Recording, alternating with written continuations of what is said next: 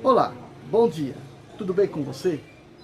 Eu sou o professor Klein e gostaria de parabenizar a todos os professores que estão aqui na rede, fazendo ótimos trabalhos em todas as áreas da educação, apresentando vídeos de informações e realmente estão todos de parabéns. Mas eu gostaria de aproveitar este momento de hoje para fazer um apelo, né, com relação a uma informação, uma divulgação e todo mundo, né, da melhor possível, da melhor forma possível, poder divulgar, né, essa situação que nós estamos vivendo no país, que é uma coisa assim, que o país jamais aconteceu, né, jamais teve essa triste experiência.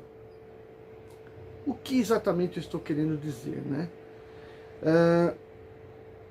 Em março, né, completou em março agora de 2022, o maior número de mortes por conta da Covid, né?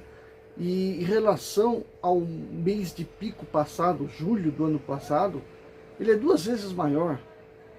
Então nós estamos numa situação totalmente caótica, né? Pior porque nós estamos começando a ter aí as vacinações, já estamos aí com 22 milhões vacinados, né, num país de 250, a gente tem lá 22 milhões vacinados. Mas ainda, mesmo tendo essas vacinas, mesmo tendo uma população que já está ficando um pouco mais esperta com a coisa, ainda ocorrem diversas falhas, tanto na parte administrativa do governo, quanto no comportamento das pessoas, né, nas decisões tomadas. Então é importante que a gente divulgue, fale disso para todo mundo, para deixar que as pessoas fiquem melhor informadas para poder tomar melhores decisões, né? Então a gente vê que o Brasil continua, né, continua com seus governantes de estados querendo deter a Covid, mas de uma maneira meio que sem regras.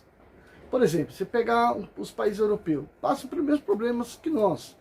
Só que lá falou, é lockdown e acabou, né? E a população, mesmo que haja um manifesto, coisa e tal, é tomada a decisão e cumprida a decisão.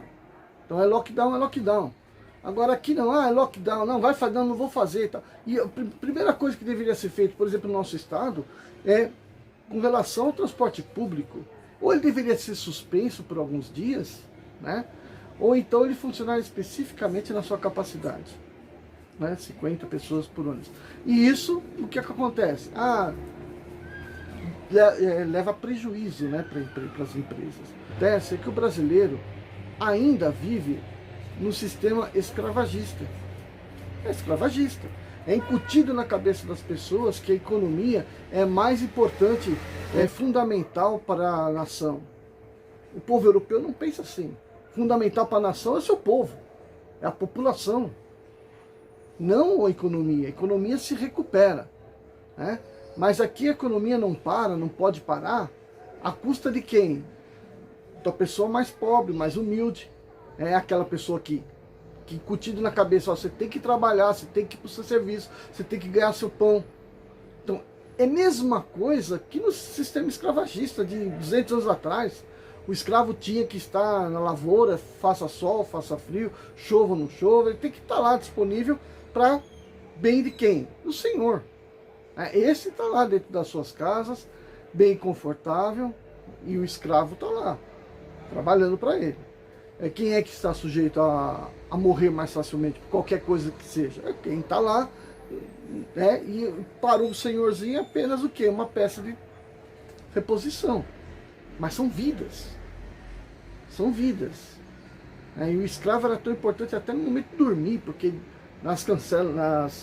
nos compartimentos abaixo da casa, nos porões, né, gerava calor que passava pelo assoalho para dentro da casa. Então é um absurdo, mas essa é a realidade no qual desenvolveu-se a população brasileira e que ainda tem um pensamento mais ou menos assim, né? E a gente tem que mudar isso, né? As pessoas têm que parar e pensar, não, pera um pouquinho só, o governo tem a obrigação de me dar a cesta básica, vamos fazer um manifesto para que isso não seja burlado, né? Mas como que povo pensa dessa forma? Muito difícil, né?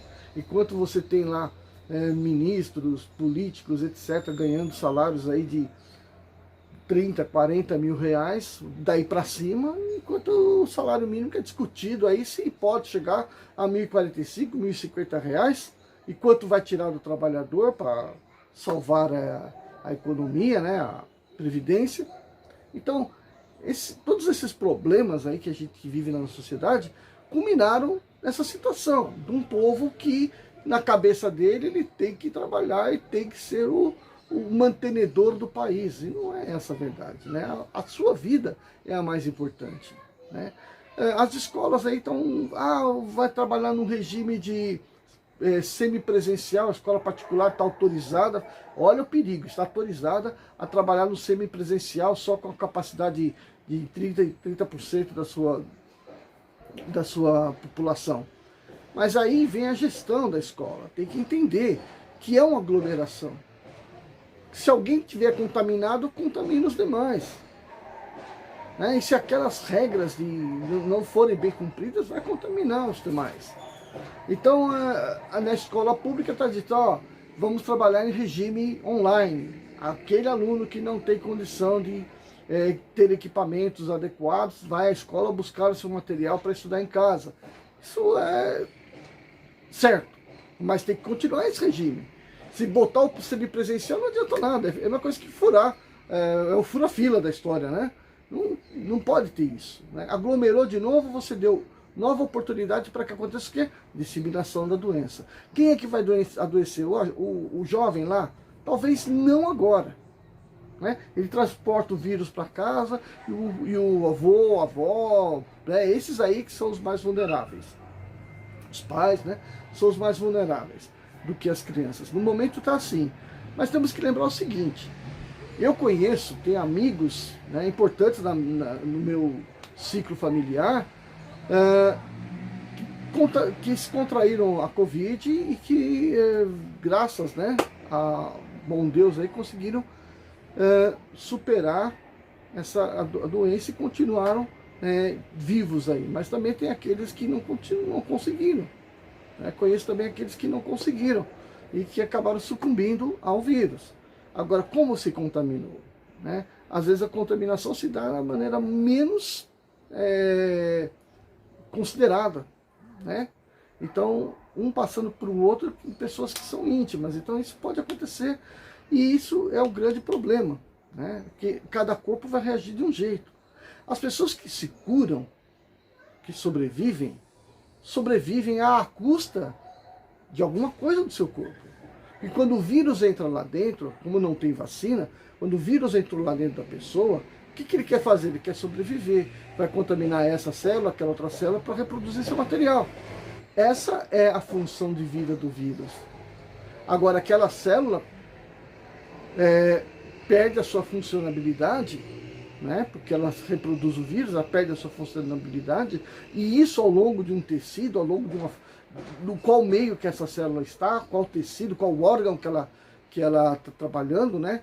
A execução da sua função fica comprometida, ok? E só depois que essas manifestações acontecem, que formam um processo infeccioso do corpo, é que o corpo vai mandar lá seus anticorpos. Só que ele tem que fabricar o anticorpo, ele tem que produzir a sua própria vacina, pelo menos temporária, para combater aquele anticorpo que entrou, para combater aquele corpo estranho que está ali dentro. Então, é um processo lento, né? Então, lento e depois passivo de sequelas. Né? Quanto mais órgãos foram afetados, maior a destruição, né? As sequelas causadas pelo vírus. Então, a criança lá que pegou, foi só um vetor, pegou aqui, levou para lá, e não se contaminou, beleza. Mas aquela que contaminou e aparentemente foi apenas uma gripezinha, né, teve leves sintomas, esses leves sintomas podem, num futuro, porque o corpo vai se desenvolvendo, ele ainda é criança, num futuro ter uma função do seu corpo que ela é comprometida. Aliás, isso sempre aconteceu, né? Tanto é que tem pessoas que têm problemas respiratórios, que às vezes nunca fumaram, nunca fizeram nada, tem problema respiratório. Então pode ter sido uma gripe lá na infância que ela pegou e que não conseguiu, né, realmente estar curada daquilo. Teve uma pequena sequela que se agravou ao longo dos anos de evolução. Isso é tudo isso é possível. Não é tudo especulativo? É especulativo, mas é possível. Então o que a gente tem que fazer, gente? Levar essa mensagem para frente. Temos que alertar o povo do perigo do vírus. Temos que alertar o povo que ficar em casa é a melhor forma que tem para que a gente possa impedir que esse vírus circule. E esperar que essas vacinas realmente estejam aí acima, né, das guerras políticas para realmente atingir a população. Então, mais ou menos era essa mensagem que eu gostaria de passar aqui para vocês. Espero que vocês tenham entendido e que divulguem à medida que vocês puderem. Ok? Um abração aí.